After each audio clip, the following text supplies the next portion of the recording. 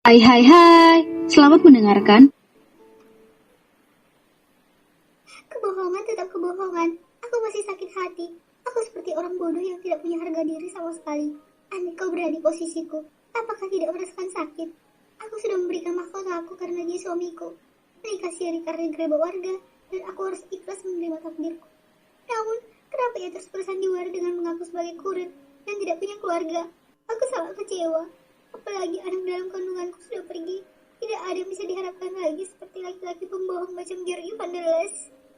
Ines mata pelekat wajah Lupita yang masih terlihat pucat dan sembab. Jadi, apa keputusanmu?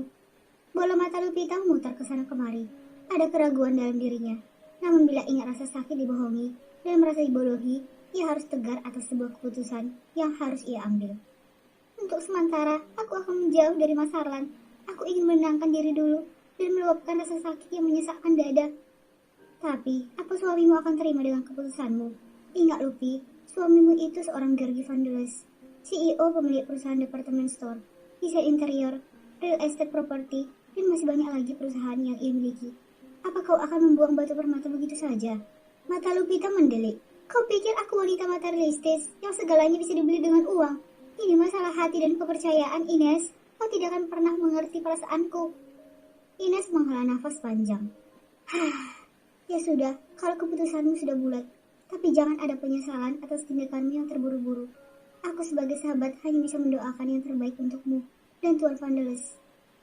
Sementara di luar ruangan, Harlan menerima panggilan telepon dari Dela. Kak Harlan, benarkah kakak sudah di Jakarta? Bibi terus meminta aku menghubungi kakak. Iya, aku sudah di Jakarta. Dari mana kalian tahu aku pulang? Dari Belanda ada yang menelpon Bibi. Sekarang kakak di mana? Aku masih ada urusan pekerjaan. Bilang sama Mak, aku nanti pulang. Baiklah kak, nanti aku sampaikan. Bibi sedang tidur siang. Ya sudah, aku matikan. Harlan memutuskan telepon sepihak tanpa menunggu jawaban Dela. Will, dia melirik ke arah William yang masih duduk dengan tenang. Ya tuan, siapkan pernikahanku dengan Lupita minggu depan secara hukum, agama, dan negara. Aku tidak ingin terlalu lama dan semakin merasa bersalah dengan Lupita. Ia begitu syok kehilangan anak kami. Baik tuan, akan saya urus semuanya. Adakan di hotel berbintang. Siap tuan. Selesai memberi perintah pada William, Harlan masuk kembali ke dalam kamar. Lupi, sebaiknya aku pulang ya. Ini sudah hampir sore. Tadi aku masih kerja setengah hari. Sebenarnya Ines masih ingin ngobrol banyak dengan Lupita, namun ia tidak enak hati dengan Harlan. Ines, kau harus sering menjengukku. Aku tidak ada siapa-siapa lagi untuk teman curhat dan berbagi keluh kesah. Iya, setelah pulang kerja, aku akan mampir ke sini. Jangan sedih lagi. Aku pulang ya. Mengelus lembut tangan Lupita. Terima kasih, Nes. Ines beranjak dari duduknya dan tersenyum pada Harlan saat ingin pulang. Sore tuan, saya pamit pulang. Harlan mengangguk pelan. Lupi, Harlan berjalan dan mendekat. Kau harus makan dulu, ini sudah jam 2:30. Lupita menggeleng, bahkan ia tidak ingin menatap wajah suaminya yang selalu ia rindukan dulu. Ada luka di hatinya yang belum sembuh. Kau akan sakit bila tidak makan. Aku tidak ingin itu terjadi. Apa pedulimu, Mas? Kenapa sekarang kau baru peduli setelah aku menderita dan kehilangan anakku? Harlan mendesak kasar. Ia masih merasa bersalah dengan pernyataan Lupita. Iya, aku memang bersalah telah meninggalkanmu. Tapi aku juga tersiksa saat jauh darimu. Menggenggam tangan Lupita. Sayang, ayo kita mulai langkah baru tanpa ada kebohongan lagi. Tidak semudah itu, Mas. Menarik tangannya dari genggaman Harlan. Masalah memilih aku jadi istri. Mas, walau kita menikah di tangan warga, seharusnya kita langsung bercerai saat kau sudah membaca ijab kabul dan mentalakku, lalu tidak pernah hadir dalam hidupku lagi. Air mata Lupita terus berjatuhan. Kenapa kau berkata begitu, Lupi? Harlan mengerutkan alisnya dan terus bertanya-tanya dalam hati. Tuan, aku hanya gadis miskin yang tidak memiliki apa-apa. Aku anak yatim piatu yang selalu direndahkan. Tuan tak pantas menikah denganku. Kita bagaikan langit dan bumi. Tangisan itu semakin dalam. Maafkan aku sudah membawa Tuan dalam kehidupanku. Bahkan tinggal di rumahku yang sederhana. Malu rasanya bila mengingat itu semua. Lupita tertunduk. Ia menyadari kalau Harlan tidak pantas untuknya. Apa maksudmu berkata begitu, Lupi? Aku tidak pernah memandang status dan keadaanmu. Aku menikahimu tulus tanpa ada beban dan paksaan. Dan jangan pernah memanggilku Tuan. Kau adalah istriku, Lupita. Maafkan aku, biarkan aku sendiri. Aku lelah, ingin istirahat. Ucapnya lemah. Baiklah, aku akan keluar. Beristirahatlah. Harlan melangkah pergi meninggalkan Lupita dengan kesedihannya. Ayah, ibu. Memanggilnya dalam hati. Lupita membaringkan tubuh lelahnya, miring menghadap dinding. Guncangan tubuhnya masih kuat karena tangisan. Tak lama kemudian, tidak terdengar lagi seduh sedan itu. Di luar ruangan, William memberikan paper bag pada Harlan. Tuan, ini pakaian gantinya. Aku tadi menyuruh orang butik untuk mengantarnya ke sini. Will, sudah kau bawa dua wanita itu ke kantor polisi? Saya menunggu perintah Tuan. Bila Tuan tidak terlalu repot, saya akan membawa polisi untuk menangkapnya sekarang. Orang-orang kita masih terus memantaunya. Bagaimana dengan juragan itu? Anak buahnya sudah banyak tertangkap pihak polisi, namun juragan itu kabur dan sedang dalam pencarian. Bagus, pergilah. Aku bisa mengurus istriku. Baik Tuan, saya sudah menempatkan 4 orang bodyguard di sini untuk berjaga-jaga. Kalau begitu, saya permisi. Harlan mengangguk dan membawa paper bag ke dalam ruangan. Ia melihat Lupita sudah tertidur. Harlan masuk ke dalam kamar mandi untuk bersihkan tubuhnya. Setelah melewati begitu banyak masalah yang membuatnya lelah, William sudah meninggalkan rumah sakit menuju kediaman bibi dan sepupu Lupita. 1 jam perjalanan, ia sampai pada alamat tersebut.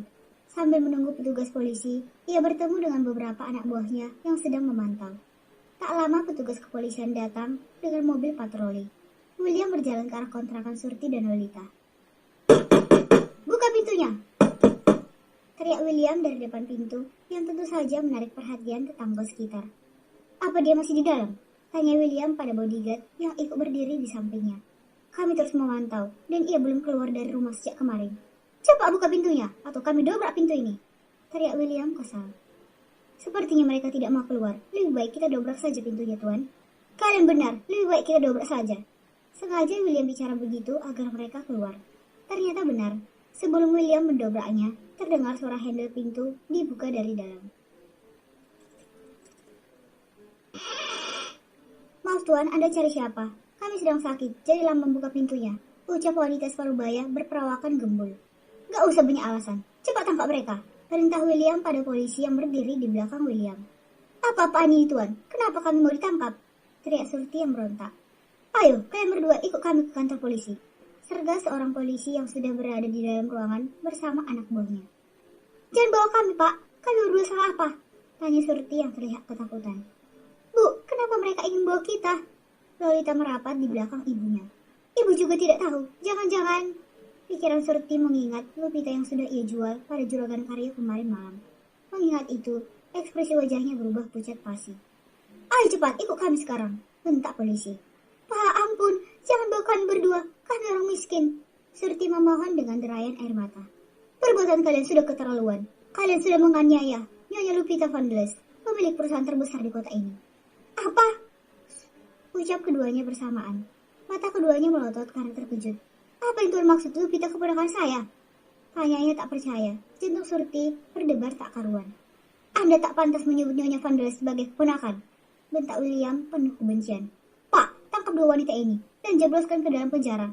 Mereka berdua hanyalah meresahkan hidup Nyonya Lupita. Jangan Tuan, saya mohon. Saya minta maaf sudah menyakiti Lupita. Saya menyesal. Akan saya tebus semuanya dan meminta maaf pada Lupita. Surti memohon dengan kedua tangan, mengatuk, isakan semakin dalam. Anda calon pewaris keluarga Vandeles. Sekarang, terimalah akibat dari perbuatan kalian. William menoleh pada Pak Polisi.